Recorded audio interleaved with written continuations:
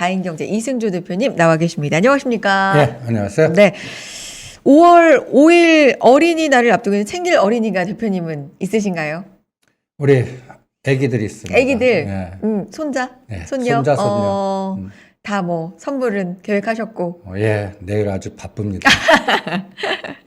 그래요. 내일 바쁜 하루. 많은 엄마, 아빠들이 아마 뭐 삼촌, 이모들도 마찬가지고 고모도 마찬가지고 바쁜 하루가 예상이 되어 있는데 사실 시장 개념으로 보면요. 기다리고 기다리던이라고 표현하면 좋을까요? 또 이 빅 이벤트가 우리 기다리고 있습니다. FOMC 금리 결정 드디어 이제 이루어지는데 자이언트 스텝까지는 모르겠고 빅 스텝은 이미 시장은 뭐 기정사실화 하고 있는 것 같고요. 6월 FOMC 힌트를 또 어떻게 주느냐, 뭐 속도를 어떻게 하느냐 이런 것도 좀 시장이 주목하고 있는 것 같고요. 요거 당연히 중요한 문제잖아요, 대표님. 엄청 중요하죠. 네. 매크로 그렇죠. 시장 전략가 입장에서는. 그렇죠. 근데 근데 시장 근본주의자 입장에서는 그거 무시합니다. 시장 현장주의시잖아요. 네. 그거 어쩌라고. 어쩌라고. 네. 또 그거 끝나요. 그럼 또 다음에는 또 다음 문구 갖고 우리는 또 찾을 겁니다. 그렇죠. 네. 계속해서. 그러니까 저는 그냥 변동성장이에요. 그리고 종목장이고. 네. 그리고 이럴 때는 저는 이런 생각이 듭니다. 네. 내가 모든 종목, 중요한 종목들을 갖고서 끌고 갈 수 없으니까, 제가 미국 시장은 뭐 테슬라 한 종목만 집중하자 같이, 네. 우리나라도 그 전략을 선택하셔야 될 거예요. 전략을. 그러니까 시가상위 종목들은 그냥 금리 요번에 스텝 뭐 50bp 하든 뭐 자이언트 스텝 뭐 하든 뭐 또 뭐 큐티 여러 가지 얘기들 해서 그렇죠. 그 갈래길이 나올 겁니다. 네, 네. 그냥 시가 상위 종목 갖고 그럼에도 불구하고 그 부분은 4, 4분기까지 그냥 주무세요. 그거 갖고 뭐 떨어진다고 끊을 거겠습니까? 지금 삼성전자, 현대차 이런 것들을. 그러니까 이미 좀 많이 내려온 상황에서 뭐 예, 네. 그거를 뭐 그렇다고 해서 지금 사겠다는 거는 저는 돈의 효율성이나 상대성에서는 오히려 하지 말라고 그러고 그냥 갖고 계신 분들만 갖고 가라 그러고. 그러니까 시가총액 큰 종목보다는 효율성 대비해서는 조금 더 빠르게 움직이는 종목들. 오죽하면 제가 네. 오히려 한국전력이나 가스공사나 KT가 나을 거라고 그러지 않습니까? 그러니까 오히려 앞으로 정부의 방향성과 연계된 저는 오히려 삼성전자나 이런 시가상위 종목보다 KT라든지 한국전력이라든지 가스공사의 공통점이 하나 있어요. 뭔가요? 약간 준 국영기업 그렇죠. 비슷한데 그렇죠. 네네. 저는 절대 민영화라는 얘기를 쓰지는 않을 거라고 봅니다. 그런데 저는 앞으로 그 윤석열 정부에서는 이 KT의 구조조정, 한국전력의 구조조정, 그다음 한국가스공사는 덤으로 우크라이나의 그 전 세계적인 에너지 재편 현상뿐만 아니라 여러 가지의 수소 인프라 정책의 방향성 구조조정에서 앞으로 간단히 얘기해서 그 윤석열 정부의 탈원전에서 항전기술 그거는 벌써 D-1년이나 2년 전에 항전기술이 2, 3만 원대 생각하셨어야 되고 지금은 오히려 저는 이 세 가지가 사놓고 그냥 2년 주무시는 게 삼성전자, 현대차 수익률의 한 3, 4배 될 거다 이런 생각이 듭니다. 이 부분은 사실 뭐 조금은 계속 반복해 주셨던 얘기는 아니어서 네. 이번에 처음 해주신 얘기가 한국전력, 가스공사, KT 쪽에 오히려 주목을 해보는 게 좋을 것 같다. 시가총액 아주 무거운 종목들 말고 오히려 좀 빠르게 움직이는. 예, 네. 여기서는 자주 얘기 안 했지만 딴 네. 데서는 또 그냥 노래 불렀던 네, 네. 전략입니다. 그러니까, 여기서는 또 예. 네. 그러니까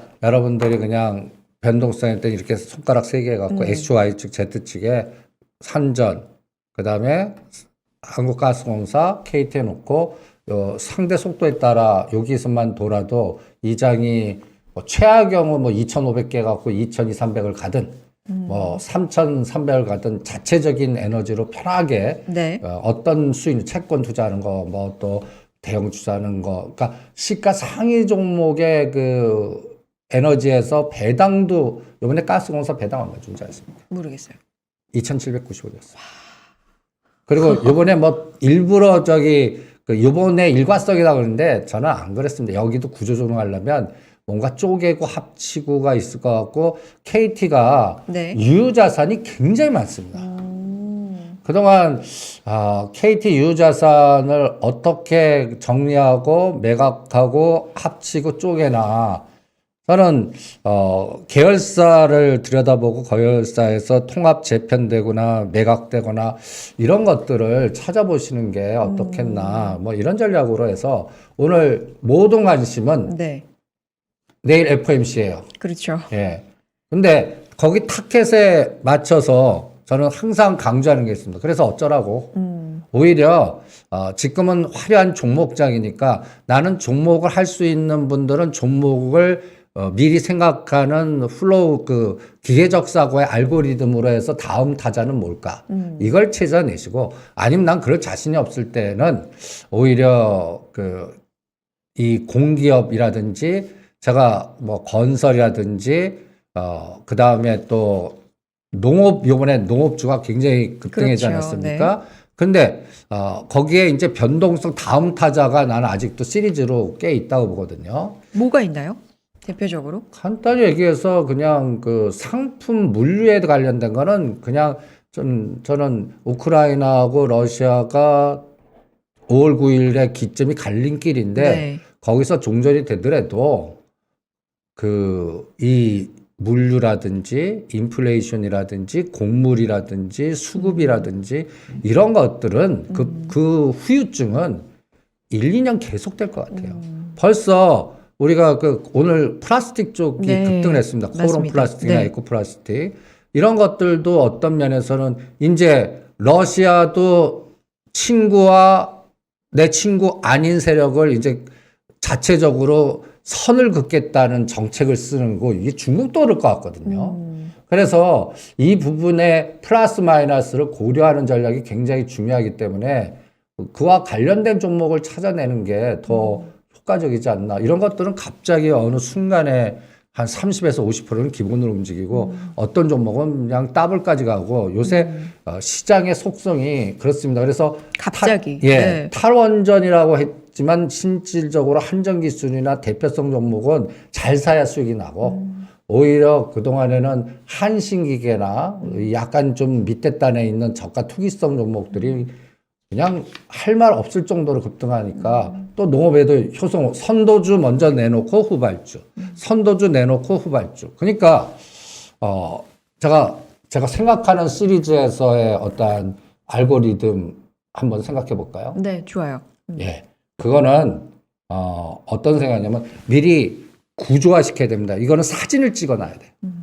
이거 생각하는 게 아니라 요새 패턴이 거의 1년이든 2년이든 계속 빠졌다가 수렴됐는데 뭔가 앞으로 끌개라는 거는 이슈나 모멘텀이나 네네. 이런 것들입니다. 그런 것들이 나오기 전에 사서 나오면 1, 2, 3에 때려버리는 그런 전략인데. 근데 사실 이제 말씀하셨던 흘러내렸던 종목들, 그러니까 아직 안 움직이는 종목들이잖아요. 이런 것들을 미래 이슈만을 내가 그냥 예측을 하고 들어가는 게 사실 쉽지가 않아서. 그러니까 쉽지 않지만 그 쉽지 않은 어려운 거를 해야 되는 장입니다. 그걸 근데 잘 골라야 되잖아요. 그러니까. 당연한 얘기지만, 그죠? 그러니까. 그냥 이게 이제 주가가 움직일 가능성조차 아예 없는 거는 들어가면 안 되고 끌개가 당연히 있어야 되고 이 가능성이 높아야 되는데 그런 것들을 중심으로 상품, 물류, 인플레이션, 곡물을 보신다는 얘기고요. 아니, 그거 한 바퀴는 지났으니까 이제는 철도 쪽을 좀 보겠습니다. 아, 그래요? 그리고 용산 쪽은 이제 이슈가 되지 않았습니까? 그러면 용산과 이제 곧 6월 달에 지방선거 그 틈새에 그 방송 컨텐츠 회사들을 보겠습니다. IMBC, KNN, SBS, 그 다음에 또 디지털조선. 대표적으로 뭐 선거 관련돼서 테마주로 좀 엮이고 있는 종목들도 몇 개 좀 눈에 띄는 것 같고. 그래프도 네네. 한번 보시면 네네. 딱 좀 도약할 준비가 되어 있는 것 같고요. 그래요. 그리고 만약에 오늘 플라스틱이 갔어요. 그럼 딱 보면 알루미늄 갈 차례냐? 또 철강에서 아직 못 간 거 뭐 있나? 아니면 철강 갔다가 누릴목 주는 거 뭐냐? 이런 것들. 그리고 농업주 중에서 지금 조종하고 있는 거 뭐냐? 근데 농업주에서도 저거 구분하는 게 좋을 것 같아요. 구분. 네. 특허가 많은 거. 특허가 많은 것들 위주로 고르자. 예, 네. 이제는. 그래서 이제 먼저 간 것들, 그러니까 120일에서 너무 멀리 급등한 건 빼고, 그 다음에 올랐다가 눌림목 주는데 120일 근처에 아직도 있는데, 자체 회사에서 기술 특허가 있거나, 뭐 노바이오라든지 아시아 종묘라든지 뭐 몇 가지 종목들이 그 특허, 이런 것들이 또 하나 이 식량 전쟁, 이 속에서 또 하나의 종자 전쟁, 이제 이런 것들이 하나의 큰, 우리가 이제 바이오 하면 인상, 삼상 같이 그렇죠. 그 미래를 떠들었지 않습니까? 그래서 실패하고 다 박살났지만, 이제는 먹자 쪽이나 종자 쪽에서도 이제 그런 특허를 갖고 있는 것 같아요. 미래를 좀 대비하는. 예. 네. 그러니까 종자은행 아니면 뭐 내가 나 자신의 먹거리를 갖다 대기해서 하우스를 하나 져갖고 생산해내겠다 하는 회사, 뭐 그린 플러스라든지 이런 것들이 이제는 굉장히 하나의 새로운 트렌드를 만들 것 같아서 이런 걸 찾아내는 거가 중요할 것 같고요. 그 다음에 제가 이 시장에서 이제 가장 고민들이 전체를 아시려고 그러잖아요. 그렇죠. 전체를 보고 예. 숲을 보고 나무를 보고 뭐 보통 이렇게 나스닥이 얘기하는데. 뭐 그래서 또 뭐 큐티하고 그러면 이 장이 나스닥이 또 다시 빠지면 우리도 종합주가 빠지면서 뭐 여러 가지 상황을 얘기하면서 그렇죠. 네. 아주 그냥 싸게 살라고 그럴 거 아니에요? 예? 주식이란 게 그렇잖아요. 싸게 사고 비싸게 팔고 이게 다 바람이고 목표 아니겠습니까? 근데 그런 시각 갖고 계신 분들은 못 삽니다. 떨어지면 더 떨어질 것 같고. 맞아요. 예. 맞아요. 예. 그러면 그때 그러니까 물려 들어가면서 사야 되거든요. 실질적으로. 근데 실전에서 그 전체를 다 파악해서 한다. 제가 현장 위주로 싸워본 결과, 제가 또 제자들도 이렇게 실행을 해보잖아요. 못해요. 오히려, 제가 이럴 때는, 우리가 인간이 되지 말자. 기계적 사고. 네. 이 기계적 사고라는 게, 알고리즘 사고라는 게, 네. 그냥 사진 찍기입니다. 학습 AI. 그러면, 요 데이터를 한번 우리가 타임머신 타고 과거로 가요. 좋아요. 우리가 이거 네. 한 적이 있어요. 1월 14일 날로 가요. 1월 14일이 왜 중요해? 우리가 금통위가 있었어요. 우리도 금리, 우리가 선제적 대응합니다. 그 첫날이에요. 이때 시가상위 10개 위치만 한번 딱 봐요. 그날이에요. 2월. 예. 네. 삼성전자가 77,900원이었어요. 와, 이때만 하더라도. 7만전자. 예. 좋네요. 여기서 64,000원까지 빠졌다가 지금 67,800원에서 싸우고 있죠. SK하이닉스가 129,000원. 제가 요럴 때 했죠. 여기서 13 팔자. 그 15만원 말하는데 오히려 그거 하는데 6개월에서 1년 걸릴 것 같고 잘못하면 10만원 구해 가니까 10만원 오면 삽시다. 뭐 이런 얘기를 떠들었던 때입니다. 네이버가 34만원. 지금 생각하면 LG화학 75만원 헐. 진짜 예? 헐. 예. 그러니까 현대차 21만원, 카카오 96,000원, 기아는 68,000원까지 빠졌다가 여기 왔어요. 그래서 기아가 그나마 최고 에너지. 네. 그런데 제가 왜 이걸 뚱딴지같이 이걸 보냐면 이거보다 10년짜리 국채 얼마나 나가요. 우리가 국채 계속 얘기하잖아요. 그렇죠. 이때 1.7이에요. 네. 이게 3.0까지 간 거거든요. 그렇죠. 그럼 이 사이에 채권 매매하는 분들은 이거 어떻게 하려고 이 부분도. 그리고 또 하나 WTI가 이때 80불이었어요. 이게 3월 8일날 130불까지 네네. 갔다가 지금 90불에서 105불 사이에서 왔다 갔다. 이제 또 뭔가 또 불안불안한 이런 상태. 그 다음에 원달러가 요때가 딱 1200원을 막 시도하려고 그랬던 때입니다. 근데 지금은 1260원 아닙니까? 그렇죠. 이거 들여다보면 느낌이 어떠세요? 그리고 다른 나라도 한번 비교해봐요. 상해가 네. 3,500이에요. 이게 3,000도 깨갖고, 그러니까 이렇게 비교하다 보면 전체 수위가 다 붕괴가 됐어요. 그렇죠. 그러니까 어떻게 뒤집어 놓고 보면 모멘텀이나 계기만 딱 주면 여기는 100포인트 쉽게 갈 수 있는 자리예요. 근데 그걸 안 하네요. 내가 제일 답답한 게, 아니, 요번에 하루 삼성전자 하루 150만 샀어. 야, 이제 좀 돌리나 보나? 맞아요. 그날 우리 예. 방송하고 가서 예. 맞아요. 우리 항상 얘기했잖아요. 외국인 매수가 3일 연속 좀 확인이 되면 그때부터는 좀 긍정적인 신호로 봐도 되겠다. 근데 바로 좀 그날은 네, 크게 돌려서 예, 4%나 맞아요. 급등했었어요. 그래서 이거 오늘부터 이랬는데 사실 좀 그때부터 좀 그쵸? 그 다음날 팔고 또 맞아요. 근데 그때 끌게는 5월 8일 날 이재용 부회장 사면될 수 있다. 그래 이런 분위기도 있었고 그래서 그러니까 경제 외적인 부분에서 모멘텀인가? 근데 결론은 안 하지 않습니까? 이번에는 예. 안 되는 걸로. 네. 그래서 제가 이 표시한 자리입니다. 네. 아까 요 십자가 1월 14일이에요. 그리고 한번 위치 보시죠. 이 엔솔 상장한 시점 1월 27일. 그렇죠. 그 다음에 또 3월 8일 요 의미 있는 날들이에요.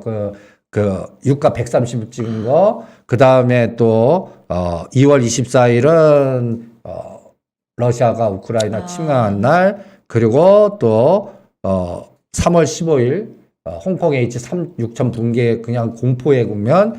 그리고 4월 달 나스닥 폭락한 날.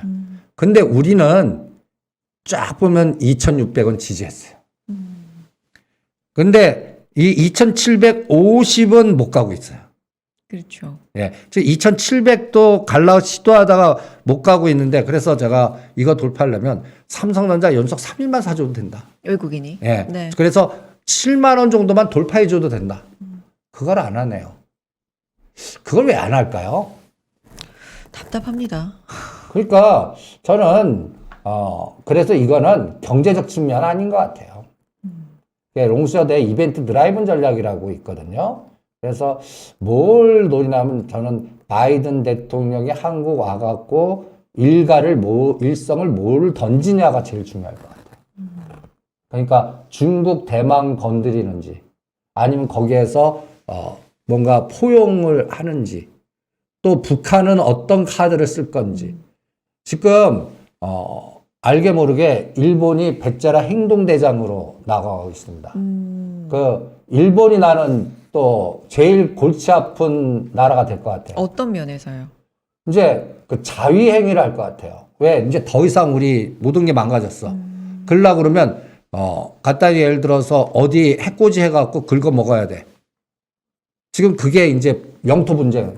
러시아는 저기 그 시베리아 그쪽 그 다음에 우리나라는 독도, 중국은 또 이 남중국 계 그러니까 앞으로 일본이 군사적인 자위에서 진짜 핵을 건드리는지 보시고요. 그 다음에 자꾸 건드리는지 보세요. 그래서 대만을 끌어들이려고 그러는지 보세요. 대만을 끌어들여갖고 TSMC야 미국 가는 것보다 우리나라로 와. 일본으로. 이게 그 보이지 않게 그 역사적인 거 보면 대만, 일본 보이지 않게 이 끈끈한 내부적인 에너지가 굉장히 강합니다.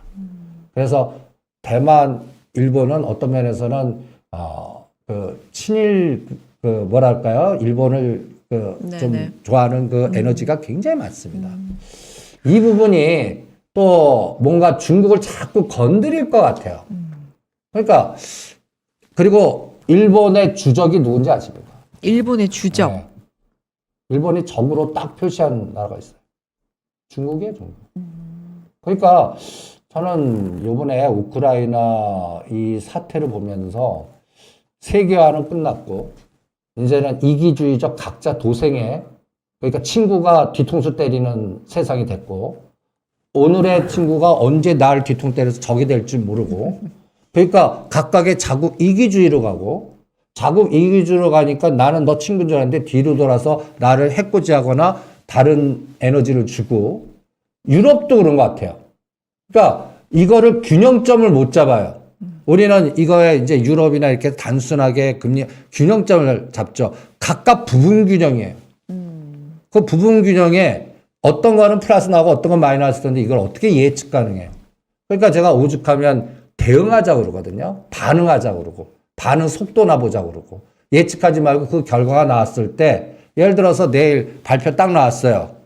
딱 치자마자 하락하는 거 버려. 올라가는 거 저는 그냥 단순히 단순할래요. 그냥 기계적 사고. 그러면 글로 모이는 섹터가 뭘까를 보는데 극단적으로 갈려요. 그래서 가는 건 가고. 제가 그렇죠. 소팅을 한번 시켜봤어요. 네. 계속해서 지금 그걸 중요하게 생각해 주세요. 솔팅을 해서 그 안에서 또 종목을 고르는 법. 요거 한번 보죠. 자료 혹시 있으신가요? 그래서 네. 이럴 때는 네. 위치 파악이 굉장히 중요해요. 그러니까 이거 시간 관계상 그냥 쫙쫙쫙 넘어갈게요. 좋아요. 요 네. 십자가 펜탱의 이 아까 1월 14일 위치입니다.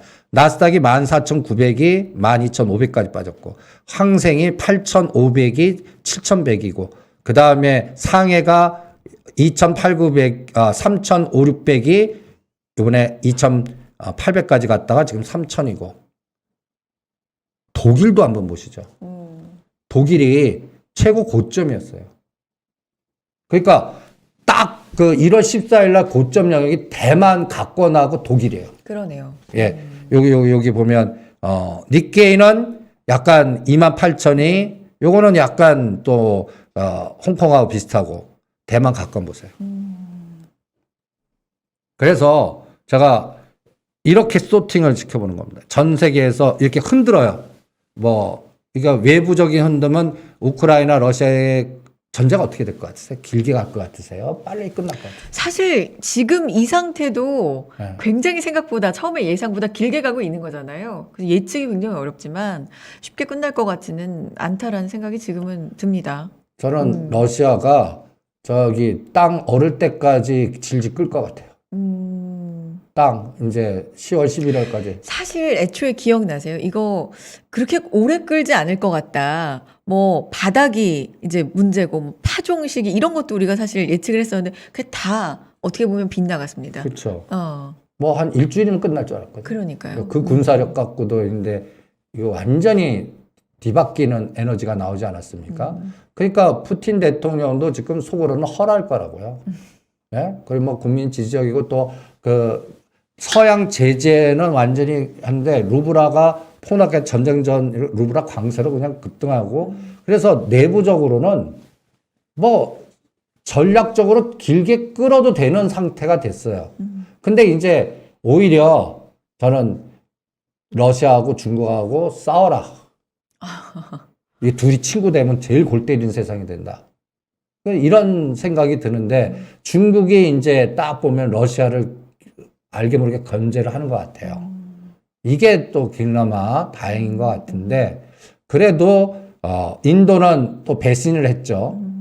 바이든 대통령 뒤통수 때렸고 이게 각자 그리고 스리랑카는 이제 넘어서서 스리랑카 그 공항 뺏긴 거 아세요? 90년조차 이번에 몰랐어요. 예 중국 돈 못 갚으니까 90년 사용권을 뺏겼어요 중국에.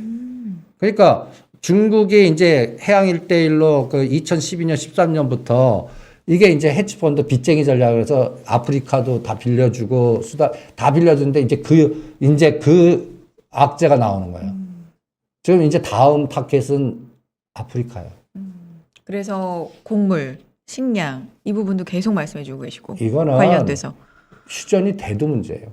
가장 큰 내상은 사실 곡물과 관련돼서 아프리카 쪽이. 왜냐하면 우크라이나 미래 거의 70에서 100% 의존하는 게 수단일 거예요. 네. 그 사람들은 어떻게 해요? 못 먹으면 어떻게 해요? 그럼 미국이 대신해 줄까? 자기네들도 밥 뭐 이렇게 하는데 그게 왜 막혔냐? 전번 신문 보면 우크라이나에서 나올 수 있는 항이 다 러시아한테 점령당해서 봉쇄가 됐어요. 못 나와요. 그러니까 이런 부분들도 참 뭔가 예측하는데 상당히 노이즈를 굉장히 많이 일으키는 것 같아요. 그래서 제가 그럴 때 이게 이제 이게 무슨 수학 공식 같죠? 그러네요. 네. 함수 생각나요. 함수. 네. 근데 네. 이게 이제 리니어 뭐랄까 산업공학과 쪽에서는 비선형 대수 그다음에 선형 대수 이런 것들을 배우신 분들이 계실 겁니다. 그러면 여기에다가 제가 이 아까 그림에다가 곡물이나 우크라이나나 이런 쪽에 분쟁이 나왔을 때 여기에 관련된 영향을 주는 종목 소팅해서 이렇게 종목을 딱 나열해서 여기서만 세 개 종목만 딱 꼽아 해갖고 X1, X2, X3 이게 함수. 난 두 개면 X1, X2. 그러면 이거를 나 실전 매매하면 이렇게 X, Y 즉 세 개 Z 이렇게 네. 내가 선택한 종목을 이렇게 할 수 있잖아요. 네. 두 개면 X, Y 축이죠. 세 개면 여기서 왔다 갔다 하시는 게 낫다. 왔다 갔다는 어떤 식으로 합니까? 구체적인 방법은? 그러니까 저점에서 상승률 122경 높은 선을 피하고 낮은 순으로 이동하고 그 다음에 시간차 먼저 간 다음에 조정할 때 아직 그 기간에 조정한 거의 순환 이런 것들을 찾아내는 그런 전략으로 하시면 돼요. 그러니까 이거를 뿌려본다고 표현을 하는 거죠. 네. 그래서 이렇게 이 기준으로 121선 밑에 있는 건 오케이. 근데 121선 저점에서 한 25나 38.2가 올라갔고 그 다음에 이게 원으로 가는 거는 반드시 이 정도 올라가면요. 윗꼬리가 달리거나 장기적으로 갖고 있는 썩은 물량 또 기다렸던 물량 밑에 윗꼬리 달린 그냥 바로 나옵니다. 소화하고 가야 되니까. 오늘 5G가 똑같은 그렇죠. 얘기예요. 네. 그러니까 그러고 나서 근데 그런 게 터져야 가요. 그러니까 오늘 5G 윗꼬리 달린 게 꽤 많거든요. 네. 여러분들 그거 나쁜 신호 아닌데 이제 됐구나라는 거예요. 오히려. 아, 오히려. 예. 그렇습니까? 오이솔루션 같은 경우가 오늘 3만 한 4, 5천에서 2만 9천 원까지 윗꼬리가 거의 3, 4천 원 정도 됐거든요. 네. 그런데 그 거래량이 거의 1년 반 만에 최대 거래량 터진 거예요. 그러면 갖다 해서 이렇게 흔들었다는 얘기거든요. 그러네요. 오늘 거래량이 정말 터졌습니다. 예. 네. 그러면 이렇게 터지면요. 네. 3일에서 5일 동안 죽어요. 그리고 또 힘을 빼요. 그리고 급하게 따라가시는 분도 또 반대로 그 다음에 진짜 가요. 아, 이제 이쪽도 됐구나라는 생각이 들고요. 그래서 앞으로 그리고 여기서 122격이 여기서 61.8이나 100 이상 올라간 것들 하지 마세요. 괜히 이런 것들 따라갔다 했더니 역V자 걸리거나 또 이런 것들만 안 하시면 돼요. 네. 그러니까 그런 부분으로 체크를 한번 해보시고요. 네. 그 다음에 이 종목 한번 보시죠. CIS. 이거 장비주입니다. 그렇죠. 그러면 장비주 하면 또 A-프로나 CIS 그 다음에 요것도 지금 오늘 14,000원, 15,000원까지 갔어요. 그러면 저점이 12,000원이거든요. 대충 21에서 21% 정도 올랐어요. 근데 아직 121선 밑이에요. 그러면 이런 종목들은 120 흔들었다가 근데 거래량 보세요. 아직 아니죠. 그렇죠. 그럼 이건 올랐다 눌림목 줬다 다시 갈 때 여기도 분명히 또 M&A나 매각이나 여러 가지 끌개가 찾아보면 있으실 겁니다. 거래량도 사실 오늘 기존 며칠에 비하면 몇 달에 비하면 좀 있는 편인데 요 정도도 아직은 아니에요. 그 다음에 거래량을 판단하는 기준이 있어요, 대표님? 저는 20일 이동 평균 거래량의 무조건 3배 이상. 10배면 진짜. 그러니까 20일 평균 거래량이 10만 주밖에 안 되는데 100만 주 들어오는 거예요. 아, 그러면 이제 물 들어왔다. 그런데 그 첫 들어오면 반드시 꼴이 달려요. 네. 그런데 거기서 이제 거래량이 3배만 계속 유지되면 이제는 손바뀜이 되면서 뭔가 타임이 된다. 그리고 오늘 코롱 플라스틱 그림입니다. 코롱 플라스틱. 그 다음에 또 하나씩 봐야 LS 일렉트로닉 그림입니다. 네. 요새 패턴들 쭉 한번 보세요. 현대 건설 기계 그림입니다. 요새 되는 종목들 보면 그러네. 비슷해요. 네네. 왼쪽 절벽에 역삼각형 수렴형의 기간 조정에 사람들로 하여금 네. 치를 떨게 만들었는데 이런 것들이 이제 건설, 건자재, 그 다음에 또 상품, 인플레이션, 지금 현재 상황의 끌개와 연결돼서 그리고 빌려다가 때릴 수 없는 시가상위 랭킹에 안에 안 들어가는 바스켓에서 좀, 왜 그러냐면 이거 빌려다가 대차 매매하거나 공매도 때려버리면 이거 이길 수 없거든요. 그러니까 그런 종목들의 순환이 지금 현재 전개되고 있지 않나 이렇게 생각이 들고요. 이렇게 정말 얼마나 많이 흘러내리면서 정말 질린다는 표현을 해주셨는데 질리게 투자자분들을 만들었다가 이렇게 살짝 들어올리는 이런 종목들 보면 인내가 결국에는 승리한다라는 생각이 드는가 하면 사실 어느 시점에 사셨는지에 따라서 그렇죠? 그렇죠. 굉장히 많이 손실을 보고 계신 분은 지금도 고민스러울 수도 있고요. 손님 지금 예를 들어서 이 현대건설 기계를 5만 원대 이상 갖고 계신 분은요. 주무셔야 돼요. 대응도 하지 마시고. 그리고 스킬이 있으면 한 4만 5천 원과 5만 원 사이 간단히 해서 내가 산 단가보다 반토막 됐는데 손실폭이 마이너스 10에서 20 안으로 들어왔어요. 그러면 이제 본전 심리하지 마시고 일부 풀량을 팔았다 다시 그 종목을 평단 조절하거나 물량 늘리면 한 번에 빠져나오지 못하더라도 두세 번이면 먹고 나올 수 있는 스킬이 나올 겁니다. 그걸 한번 해보시고요. 네. 그 다음에 네. 제가 지금 또 요새 질문 많이 받는 게 뭐냐면 작년 10월, 11월 달에 그 메타버스니 컨텐츠니 그렇죠. 오늘 제 뚱따지가 주식 안 하는 줄 알았더니 학교 그 후배인데 모 대학 교수직을 맡고 있는 애인데 갑자기 주식 너 안 하는지 않냐 그러더니 오늘 질문을 해왔어요. 아주 심각하게 찾아왔어요. 아, 사이즈가 커요. 물린 게. 어. 아프리카 TV를 거의 고점에 잡았더라고요. 아. 그래서 이거 어떻게 하면 좋아요, 형? 그래갖고 이거를 왜 그때 잡았냐 그랬더니 뭐 여러 가지 얘기를 해요. 그때 작년도에 메타버스 뭐 여러 가지 그 컨텐츠 뭐 이런 것들. 근데 어떤 종목이 사고 싶잖아요, 대표님. 네. 좋아 보이면 네. 참 좋은 이유만 또 보이고 생각이 그쪽으로만 흐르고 그렇긴 해요. 근데 네. 저는 이거 진짜 제가 38년 이상 현장 바닥에서 최고 경험입니다. 이 카카오 제가 15만 원대 절대 하지 말라고 그랬죠. 맞아요. 강조해 주셨어요. 예. 왜 그랬나? 이때 블랙록이 5% 미쳤다고 5% 신고하냐. 그리고 BBIG ETF 갖고 뭐 변동하는 거. 근데 제가 가장 결정적으로 한 건 이 월봉 보세요. 월봉으로 그러니까 간단히 해서 2, 3년 전에 2만 원, 4만 원 하는 짜리가 15만 원 갔는데 무슨 진짜. 영광을 보냐고. 이걸 하냐. 월봉으로 이런 거 절대 하지 마세요. 아. 그때 아주 그냥 눈에 콩 카풀 수 있는 암만 이제 예를 들어서 15만 원 간다면 30만 원 간다고 떠들 거라고요. 그때 저걸 못 사서 제가 진짜 원통했는데. 네. 30만 원 간다고 그래도 하지 마세요. 아. 근데 제가 이 카카오를 15만 원대 팔아드리면서 제가 1년 동안 쳐다보지 않겠다고 그랬습니다. 왜 그런지 아세요? 우리 이 코너 제목이 뭡니까? Follow the money. 팔로우 더 맨. Man. 그렇죠. 저는 이 카카오나 카카오 그룹은 현 정부의 가장 그 시너지 효과 같아서 얼마나 많은 상장을 시켰습니까? 그렇죠. 사실 그것 때문에 비판도 많이 좀 또 하나. 받았었고. 네. 그다음 그렇게 되면 저게 나옵니다. 그러니까 그 어느 왕국을 하나 건설했어요. 내가 왕이에요. 그럼 내 가신 그룹이 있고 네. 혈연의 가족이 있잖아요. 그렇죠. 그 정가를 갖고 이 생사를 견 싸움판이 생깁니다. 아무래도 예. 그럴 수밖에 성과에 없다. 대해서 네. 너는 얘한테는 왜 이걸 줬는데 아니면 거기에 따른 또 그 오너가 컨트롤을 못해요. 밑에서의 난리 부르짖습니다. 그게 지금 가까이에서 상당히 그냥 팔기도 하고 또 계열사 간에 보면 요새 아주 고소 고발 들어가고 난리 치는 게 다 그러면 제가 왜 1년 동안 그게 다 끝날라는 시간이에요.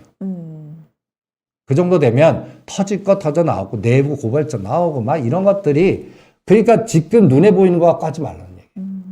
이게 그게 끝나가는 게 NC소프트예요. 그러니까 요게 고점 찍고 지금 대충 2021년도 대부분들 7월에서 11월 사이에 다 고점 찍었습니다. 그렇죠. 예. 그러면 이만큼 떨어졌다 측면으로 생각하지 마시고요. 대충 2, 3년 걸립니다. 이런 것도 다 터져 나오고 마르고 났다 문제되고 법적인 거고 또 고소 고발 들어가고 조사 들어가고 막 이런 게 끝나려고 그러면 대충 2, 3년 걸려요. 그러면 그거 끝난 다음에 그때 위치가 어딘가 보고 판단하시는 게 낫지 않을까라는 생각이 듭니다. 그 후배분한테 아프리카 TV 이제 조언해 주시면서 이제 지금 여러 가지 뭐 카카오도 그렇고 월봉 얘기를 해주시는 겁니까? 지금 예. 시사점은? 예, 제가 시젠 꼴 될 거다라고 했어요. 여기 시젠도 보세요. 14만, 15만 원이 여러분들 어떤 6만 원, 7만 원에 많이 빠졌다 생각하시는 분도 계시고 단타도 나왔어요. 지금 얼마입니까? 4만 원. 우리가 이때 건물 샀다 하지 마라. 딴짓했다. 그리고 대주주는 시간 끌어갖고 나중에 또 마르고 닳도록 다음에 움직여도 된다. 담보가치만 조절만 하면 된다. 그리고 또 싸지죠. 분명히 전환사채나 증자할 겁니다. 또. 그러니까 이런 부분에 그러면 아프리카 TV를 한번 보세요. 아프리카 TV 위치. 아직 짧아요. 그러니까 지금 얘가 지금 통상적으로 저는 어떤 생각, 5만 원, 7만 원짜리가 24만 원까지 간 거예요. 그렇죠. 그러면 보면. 저는 그냥 이거는 10만 원과 5만 원을 4등분합니다. 네. 그래서 어디서 마르고 닳도록 이 시젠 같이 이제 월봉의 몸통이 옆으로 기는 몸통이 이게 작아지면서 한 3개월에서 6개월 동안 이 얘기가 안 나오는 상황. 다들 그러니까 그런 게 지금 뭐냐? 5G예요. 5G. 이제 좀 온 것 같다. 아까 말씀해 주셨는데. 5G가 네. 저는 월봉상으로는 이제 온 것 같아요. 느낌이. 이제는 5G는 이제 이게 NC는 이제 보세요. 가격대가 이게 언제 가격대냐면 2017년, 18년 가격대로 왔어요. 이 정도면 돼요. 예. 그러니까 그 기준을 명확하게 할 수 있어요. 이 정도면 됐다라는 가격대 기준을. 이 정도면 많이 내려왔구나. 그러니까 이렇게 사이즈가 5년 전 가격대 다시 왔으면 됐어요. 5년 전 가격. 2017년, 18년 가격. 근데 아직도 2022년도 가격보다 높아요. 아직 아니에요. 뭐 그런 기준. 그 다음에 또 하나의 기준은 기간이 1년은 짧아요. 대충 2년 정도 그 하락을 받는지. 그러니까 2년 이렇게 정도. 워낙에 단기간이나 아니면 월봉 기준으로 굉장히 급등했던 종목들 지금 말씀해 주시는 거고. 거의 템버거 종목들이요. 그렇죠. 그러면 이거 오이솔루션 한번 보세요. 네. 지금 2018년이 10,000원 가격이 얼마까지 갔습니까? 7만 원. 거의 이때 옛날 그 2015년 10,000원 아래도 있었어요. 그런데 이 가격이 이렇게 급등했다 지금 거의 2년 동안 조정을 했습니다. 그러니까 이 종목 얘기하면 얘기도 하지 말라고 그래요. KMW 얘기하면 다들 인식이 그걸 왜 얘기하냐? 그러니까 반응을 안 해요. 대표적인 5G 예. 종목들. 네. 근데 저는 윤석열 정부는 5G KT가 선도하고 그다음에 스마트시티 그다음에 우리 안철수 이제 인수위원장이 발표할 때 디지털 이 단어가 갖다 얘기해서 디지털 모빌리티 자율자동차 이런 게 다 통신 인프라 근데 이게 노가다예요. 이게 노가다고요. 다 연결시키고 뭐 해야 될 거 아니에요. 그렇죠. 그러니까 이 작업의 속도가 상당히 길거든요. 그래서 이제는 됐다. 오늘 거래되는 거 보고. 네. 그러니까 지금 또 급하게 이런 것들 해갖고 뭐 또 하지 마시고 사놓고 기다리면 나는 이 윤석열 정부 2년 후에 현 정부의 성과에 관련된 거는 5월 10일 날 이제 시작이라고 보시고요. 대충 2023년 5월 10일에 오이솔루션 KMW가 얼마인지 그리고 건설 건재자가 얼마인지 시멘트가 얼마인지 그다음에 건설주가 얼마인지 그리고 예를 들어서 또 수소 인프라가 얼마인지 저는 이번에 인수위원회 보고한 내용들을 이렇게 발표된 걸 PDF 쫙 읽어보니까 대충 그림이 그려지더라고요. 빅데이터 센터, 네. 디지털, 그리고 SOC, 그 다음에 탈원전은 이런 개념일 것 같아요. 소형원전이나 아니면 전력의 재편현상? 그러니까 구체적으로? 네. 지금 그동안에는 신재생, 태양광, 풍력 여기는 이제 보조금도 지급 안 하고 그래서 좀 마이너스 에너지가 많을 겁니다.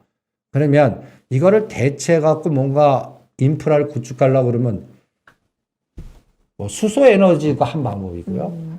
그 다음에 소형 원전이나 천연가스나 뭐 여러 가지 방법, 다른 방법을 막 쓸 거예요. 대체 에너지 중심으로 예. 그러니까 풍력이나 이런 것들 뭐 보조금이라든지 이런 게 줄어들고 없어지고 이런 걸 대체할 수 있는 말 왜냐면- 그대로 신. 네. 예, 정권이 결정권이 바뀌면요. 네. 여기는 도장 안 찍고 줄이고 이쪽으로 빼. 이건 원전 탈원전에서 14만 원짜리가 2만 원까지 빠지는 한정 기수 갖고 봤잖아요. 그러니까 이게 또 이제 앞으로 한 2, 3년은 일로 더 집중할 거다라는 생각이기 때문에 그래서 그렇게 피 터지게 가장 무서운 싸움이 정권 싸움 아닙니까? 거기에 이권 싸움이라든지 그렇죠. 이런 게 하나 나왔으니까 저는 한쪽은 이제 뭐라 그럴까요? 갖다 얘기해서 뭐 검수 한번 막았다지만 조사 들어가면 난리 칠 겁니다. 그리고 그거를 다 털어내고 간다는데 한 2년 걸릴 것 같고요. 오늘 제가 딱 들어오는데 마지막으로 그 에디슨 EV가 파산 신청했더라고요. 아, 그렇죠. 이것도 하나의 네. 징후예요. 그러니까 여러 가지 상황을 보니까 저는 지수는 삼성전자 가야 간다. 우리 전차군단 가야 간다. 여전히 이것은 여전히. 이번 주도 예. 이 얘기를 하네요, 우리가. 예. 어. 그 전에는 그러면 정부가 그러니까 길이 좁아요. 그러니까 이 길이 좁은 압축되는 데는 지수 상관없다고요. 우리가 뭐 연준이가 어떻게 됐든 전혀 상관없는 부분 세상이에요. 여기에서는 또 이 섹터는 제가 반응 속도로 그러니까 거리량을 보세요. 그러니까 미리 조사해 갖고 띄워놔야 돼요. 격자 모델로. 그래 갖고 그 중에서 두세 개. 이런 스킬이 그런 걸 하셔야만 이 장은 적응이 되지. 나는 어려서 못해. 뭐 이것도 안 돼, 저것도 안 돼. 그러면 결론. 아까 얘기한 대로 그냥 가스공사, KT, 한국전력이든 아니면 삼성전자, 현대차 이런 거 사놓고 1,000만 원 날 때까지 잔다. 그리고 지금 종목장은 철저히 무시한다. 이 수밖에 없을 것 같아요. 한국전력이나 가스공사 이제 처음부터 오늘 좀 말씀을 해주시는데 사실 최근에 좀 올라왔잖아요. 이게 아직 안 올랐다라기보다 지금 이제 거의 뭐 반등을 하고 있는 중 최근에 굉장히 선방하고 있는데 지금 자리도 괜찮다. 왜냐하면 이제 그쪽 펀드가 생길 때까지 제가 앞으로 그러니까 우리가 BBIG 하면서 우리 그거를 그대로 한번 답습해봐요.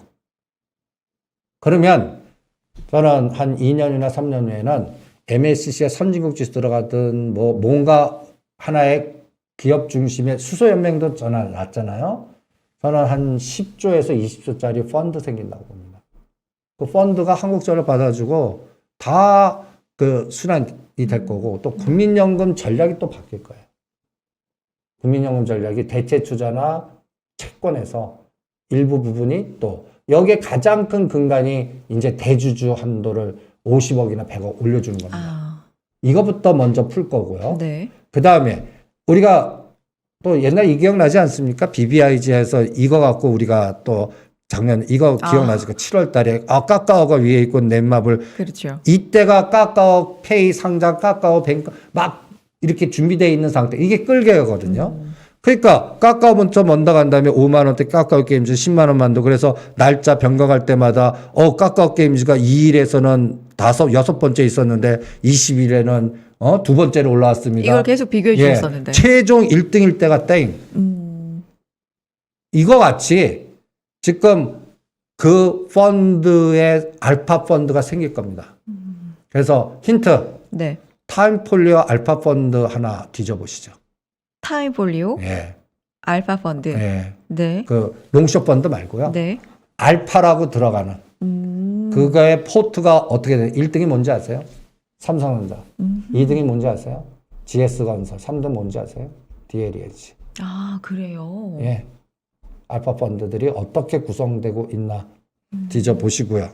그리고 이제 이게 또 시사하는 바가 있겠네요. 예, 수소 펀드가 언제 생기나 보시고요. 근데 이 얘기는 사실 좀 오랫동안 해주고 계세요. 수소, 펀드. 그러니까 기다려 옵니까? 네. 이게 간단히 얘기해서 네. 도제 시스템에 내 아이들을 아직도 못 해놓은 거야. 여기 아직도 급하는 1년 걸려요. 예? 그러니까 산업은행이 왜 부산으로 가는지, 연기금 아직도 수장 누군지, 뭐 이런 것들이 구체적으로 다 나온 거 없어요. 그러니까 이런 것들이 다 행동대장의 연결고리가 아직 확정이 안 됐어요. 그래야 그러니까 장수가 있어야 움직이죠. 하라고 그러는데 하라는 색깔들은 다른 색깔이에요. 그러면 다 비춰놓거나 그냥 나 뭐 잘릴 건데 뭐 네가 해서 뭐해. 누가 와서 하겠지. 그러면 실무자라도 해야 되는데 실무자가 이렇게 나가겠어요? 안 해요. 이것도 구체적인 팔로우도 매는 아니지만 어쨌든 그런 관점에서 예. 사람의 어떤 심리 관점에서 그런 게 딱 그래서 1년 정도 더 걸릴 겁니다. 예, 그게 완성이 되려면요. 사실 대표님 말씀을 이렇게 쭉 제가 듣다 보면은 어떤 거는 좀 짧은 기간을 목표로 해서 말씀해 주시고 어떤 거는 이 진짜 옵니까? 라는 좀 긴 시각으로 말씀해 주는 것도 있으세요. 근데 오늘 그리고 지난주도 마찬가지로 지지난주 뭐 계속 최근에 한두 달 정도 종목 장세인 이 관점에서 말씀해 주시는 건 사실 좀 빠른 관점인 거죠. 그렇죠. 삼성전자 3위 살 때까지. 그거는 효율성 관점에서 돈의 효율성. 돈의 그렇죠. 효율성. 그러니까 시장이 또 바닥 확인하고 매크로가 움직이는 거죠. 이제 더 이상 나빠질 거 없구나. 여기서 확인됐어. 아직은 아니고. 뭐 아직도 변수들이 너무 많잖아요. 제가 가장 오죽하면 그 엔터 팔아라. JYP 엔터. 하이브도 32, 3만 대 팔아라. 아직 25만 됐는데 아직도 사지 마라. 뭐 여러 가지 이런 얘기를 왜 하냐면 리오프닝이 됐고 마스크 풀고 막 하라고 그래요. 네.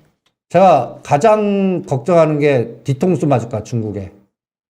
어떤 그때 얘기한 한국산 네네네. 지금 러시아도 우리 뒤통수 때리는 뭐, 상태인데 그러면 중국도 대표적으로 때려봐요. 엔터. 그렇죠. 우리는 수출을 먹고 사는. 네. 그러면 우리 갖다 얘기해서 우리 경제를 위해서는요.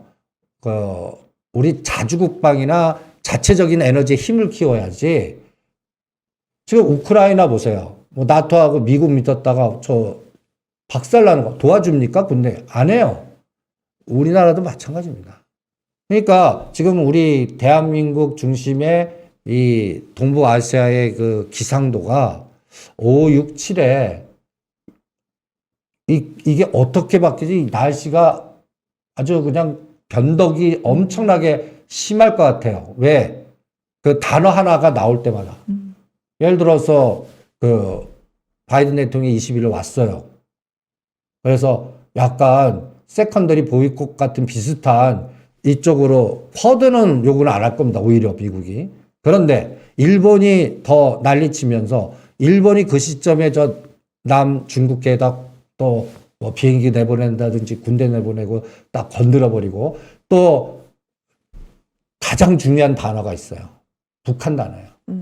북한 단어가 또 완전히 방치형이나 그러면 이게 핵이 나와요. 핵이. 지금 오늘은 미사일만 써죠. 미사일은 뭐 수백 번 써도 상관없어요. 근데 핵이란 단어가 나오면 그걸 일본이 건드리나 한번 보려고 그러는 거고요. 이런 것들이 나오면 오히려 방산주, 지금 보시면 방산, 우주항공, 네. 뭐 요새 그쪽 관련된 종목들 에너지가 나오는 게 밑바닥에 핵도 나오나? 이것도 체크를 해 봐야 될 것 같거든요. 그러니까, 이게 롱숏이 너무 심해요. 그래서 저는 5월 말까지 그 바이든 대통령이 왔을 때 우리나라 3년짜리 국고채, 네. 환율, 그 다음에 진짜 N이 130엔 튀어오르고 원달러 1,300원 튀어오르고 위안이 6.7을 넘어서 7 가고 아우 너무 불안한 상황이네요 사실. 아니 이 시나리오를 만약에 한다면 이거는 용 빼는 재주 없단 말이에요. 그렇죠. 그러니까 그 상황이 절대 안 나와야 돼요. 그 안 나온다는 얘기는 외국인이 삼성전자를 사주기 시작했다는 얘기예요. 그리고 원화가 1250원을 깨고 내려가야 돼요. 그래서 그거 확인하는 데까지는 계속 종목 찾기 전략으로만 권하겠습니다. 종목 찾기 전략. 계속해서 종목 찾기 조금은 돈의 효율성을 생각하면서 시간 대비 조금은 빠르게 움직일 수 있는 종목으로 지금 들어갔다가 나오고 이럴 종목으로는 빠른 종목들을 좀 얘기를 해주고 계시고 그중에서는 정책 관련된 종목들 위주로 보면 좋겠다라는 말씀도 해주고 계시고요. 이 모든 기준은 지금 삼성전자 외국인 순매수 3일 연속 네이키드 매수가 아니어도 좋다. 파생이 섞여서 합성이어도 3일 연속 매수가 좀 들어왔으면 좋겠다. 라는 말씀을 계속해 주시는데 아직 신호는 안 나왔고 그래도 삼성전자 지난 한 주간은 조금 움직임을 보였는데 이것도 아직은 부족한 거잖아요. 아니 보세요. 오늘 그 1조 수주 그거 만만한 수주 아닙니다. 그래도 움직임이. 그 에너지 보세요. 네. 오늘 파생 시장에서 올려놓고 죽여버렸어요.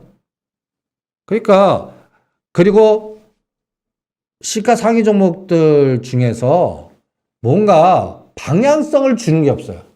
1등에서 32 종목 쫙 보면 방향성 주는 거 없어요. 오히려 제가 기아든 그동안에 엔솔이든 제가 43원 사보는데 이제 엔솔 팔아라. 엔솔 이제 죽일 거다. 40만 원 지지하는지 붕괴하는지 보시죠. 지금 40만 원입니다. 그리고 제가 7월 28일이에요, 그게. 요번에는 187만 주밖에 안 돼요. 7월 28일. 1870만 주거든요. 네네. 그 다음에 또 뭐냐면 카카오페이. 지금 알리페이. 만약에 지금 이거 진짜인지 모르지만 해프닝인지 모르겠지만 마인 구속됐다 이런 해프닝 뉴스 나왔잖아요. 네. 그거는 아직까지는 확인이 안 됐지만 네네. 저는 이 알리페이 알리바바는 이미 공산당한테 뺏겼다고 봅니다. 그러면 공산당이 공동 부인화해 갖고 이렇게 해서 우리나라 할 때 우리나라가 그 중국 자본으로 투자해서 지분 참여한 기업들이 꽤 많습니다. 알게 보면 그런 것들이 엑스트하면요. 그래서 그거 팔아 갖고 딴 거 지네들 거 딴 거 하면 그럼 텐센트가 보유한 거, 알리페이가 보유한 거 이런 것도 다 뒤져야 된다고요. 그러니까 지금 중국 공동부유 전략이나 공산당 시진핑의 전략이 우리가 상식을 넘어서는 전략이에요. 그러면 어떤 전략을 쓸지 진짜 우리는 예측 불가능한 걸로 대응을 하셔야 돼요. 그걸 예측하지 마시고 어떤 북한 카드를 쓸 건지 우리를 어떻게 할 건지 이거 확인하는데 저는 3개월 정도 적어도 필요하다고 봅니다. 그리고 아직까지 물류가 해결이 안 돼요. 그러니까 우리는 중국을 가서 중간재 갖고 동남아든 유럽이든 이런 를 뿌려서 우리나라 전체 50에 이런 거를 결정하는 나라인데 그 부분을 만약에 치는 전략이 나오면 그러면 이건 그렇죠. 그걸 예측을 못 하겠어요. 그러니까 이 그룹 총수 되시는 분도 이런 부분에 대해서 진짜 머리에 쥐가 날 거라고요. 그러면 그럴 때 그룹 총수들이 어떤 전략 쓰는지 아십니까? 이런 위기나 변동 예측도 불가능하고 어떤 거 구조조정합니다. 그리고 특수팀 만들어 놓고 이럴 때 구조조정이라는 게 인적이나 자원의 재배 부분을 해요. 그게 무섭거든요. 그러니까 여러분들이 그동안에 이제 현대차 그룹이든 그러니까 제가 현대차 그룹 딱 선택하면 딱 두 가지만 선택해요. 현대 글로비스하고 현대 건설 그리고 약간 작은 건 현대 오토에버. 네. 현대 오토에버는 전에 설명했죠. 네. 이거는 자산 가치, 네네. 용산 개발. 그러니까 이제 정의섬 회장님 다시 현대 엔지니어링 상장하든 뭐 하든 간에 요 거버넌스 게임의 두 가지만 보겠습니다. 그러면 롯데, 코오롱 요새 롯데그룹이나 코오롱그룹이 저는 편해요. 편하다라는 건 마음이 아니 여러 가지 주가 측면에서 그러니까 네. 이것도 단순해. 네. 이제 국정농단이나 적폐기업 거의 5년에서 7년은 박살난 그룹입니다. 이제는 양으로 가요. 음에서 네, 양. 네. 그러니까 음에서 양으로 가는 세상이 온 것 같아요. 더 나쁠 게 없는. 네. 네. 그리고 이제 양에서 음으로 갈 거가 깎고라든지 그동안에 게임. 제가 그래서 바이오나 게임은 1년 동안 아직도 퍼리비스 많이 빠졌다. 이런 거 하지 말자고요. 크래프톤. 그러니까 작년, 보시면 금년 연초나 작년 10월 딱 그 하지마 했던 크래프톤이니 게임이니까 좀 끔찍하게 빠졌거든요. 그런데도 아직도 하지 말라고 그래요. 왜? 지금부터 이제 그 저는 법률 리스크라든지 그 팔로우 더 맨의 리스크라든지 이런 것들이 이제부터 시작이거든요. 영향을 정말 직접적으로 줄 수 있는 시기, 그리고 시작일 것 5월달에 같다. 이제 네. 실적 나오잖아요. 네. 그럼 2, 4분기, 3 실적에 이거라도 좋게 나와야 되는데 저는 글쎄요거든요. 요새 실적 좋게 나오는데 오히려 빠지는데 컨센서스까지 나쁘고 거기서 또 법률 리스크까지 껴보세요. 뭐 대표적으로 대형주들이 역대급 실적을 내도 힘을 못 씁니다. 그러니까 시가총액 그 코스닥 쪽에 1등부터 여기도 30등에 제가 사진을 찍어봐요. 그러니까 1월 말 사진 아니면 아까 중요한 맥점의 사진들 있죠. 네. 1월 14일 사진, 뭐 1월 27일 사진, 뭐 또 고가 때, 저가 때 이런 거를 쫙 스프레드해요. 다 흘러내려요 코스닥. 그게 정답이지 않겠습니까? 그리고 어떤 게 올라오느냐? 저 중간 허리급에 있는 종목들. 저 150에서 300 네. 정도에서 그다음에 박살난 것들 중에 테마주라든지 아니면 현 정부의 정책 방향성에서 뭐 탈원전, 그다음에 차량용 반도체라든지 로봇이라든지 그다음에 철강, 원자재 이런 것들이 계속 순환되면서 돌려요. 그러니까 판이 바뀌었다라고 생각이 듭니다. 그렇군요. 예.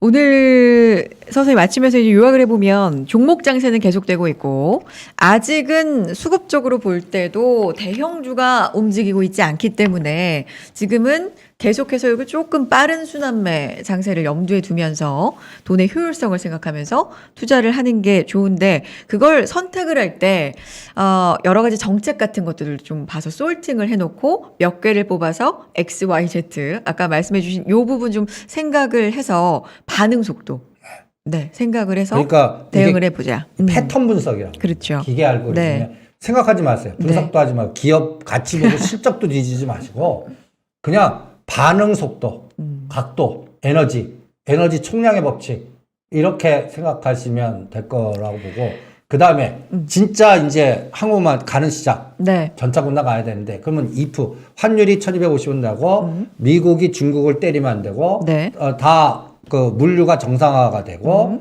그러면서 우리만 환율이 강세되는 거 아니에요. 달러 약세 전 세계 통화가 강세로 가는.